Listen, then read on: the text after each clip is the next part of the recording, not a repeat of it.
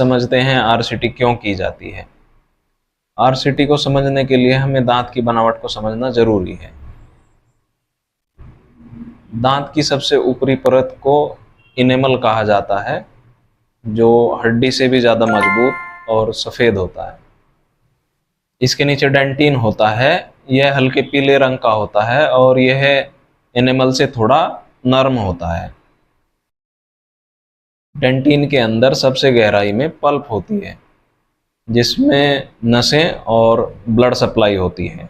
जब कैविटी धीरे धीरे एनिमल और डेंटिन को पार करके पल्प तक पहुंच जाती है, तब दर्द, सूजन और इन्फेक्शन शुरू हो जाता है और इसी स्थिति में आरसीटी की ज़रूरत पड़ती है।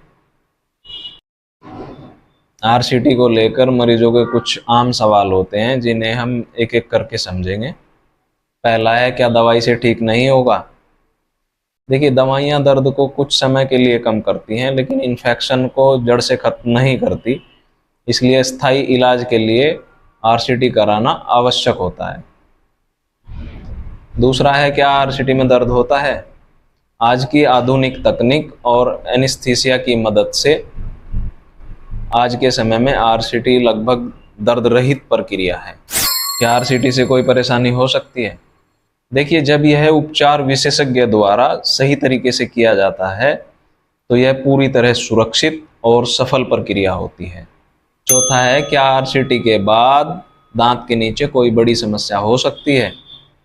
अगर आरसीटी समय पर नहीं किया जाए तो इन्फेक्शन हड्डी तक फैल सकता है, लेकिन सही समय पर किया गया आरसीटी इन जटिलताओं को रोकता है। तो रूट कैनाल ट्रीटमेंट है क्या?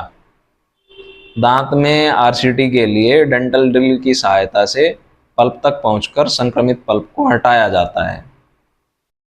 रूट कैनाल को साफ करके डिसइंफेक्ट किया जाता है और फिर कैनाल को विशेष सामग्री गट्टा पर्चा से सील किया जाता है।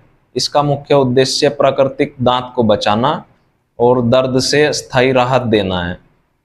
यह प्रक्रिया सामान्यतः 1 से 3 सिटिंग्स में पूरी हो जाती है, जो दांत की स्थिति पर भी निर्भर करता है।